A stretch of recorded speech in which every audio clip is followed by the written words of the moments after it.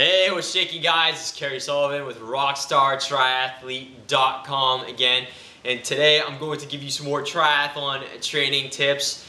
And one of the big mistakes I see a lot of triathletes make out there is not doing strength training. A lot of the time they think, oh, if I do strength training, I'm going to be big and bulky and look like Arnold Schwarzenegger. And I look at the pro triathletes out there and they're nice and lean and it doesn't look like they ever touch a weight. Well, there's definitely certain ways that you can strength train and get awesome results for triathlon. And one of the ways that you can do that is through doing things such as fire hydrants. Do you know what a fire hydrant is? Just check it out. Or doing lateral band walks, or another thing, planks, working on core stability, working on muscles that you don't use particularly a lot in triathlon type motions are going to help you in the long term stay healthy and avoid injuries. The other thing that you can do to use strength training is avoid hypertrophy work. Hypertrophy basically falls into the category where you're doing repetitions to failure in the around 9 to 16 reps, sometimes 18 reps, depending on what source you're going off of in the books and texts and journals and things of that nature. But in that range, and you're doing anywhere from 2 to 4 sets at a time, that's when you're doing hypertrophy work. Hypertrophy work is when you're actually building bigger muscle cells. That's the gist of it, the kind of Cliff Notes version of what hypertrophy work is. So basically, staying out of those weight ranges when you're doing weight work will help you avoid getting bulked up and Arnold-like, as they say, right? You have to pump you up, right? All right.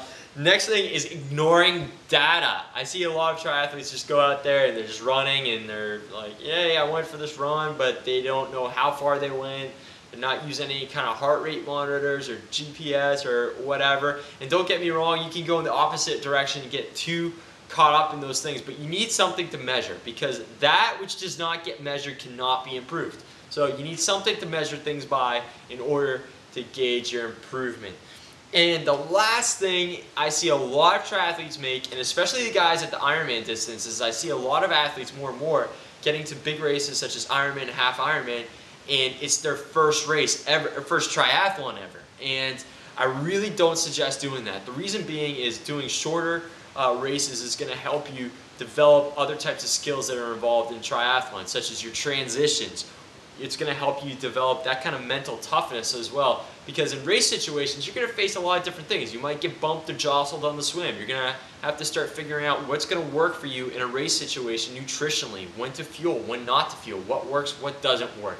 And mentally, just knowing how to deal with the race day, butterflies leading up to the race and during the race.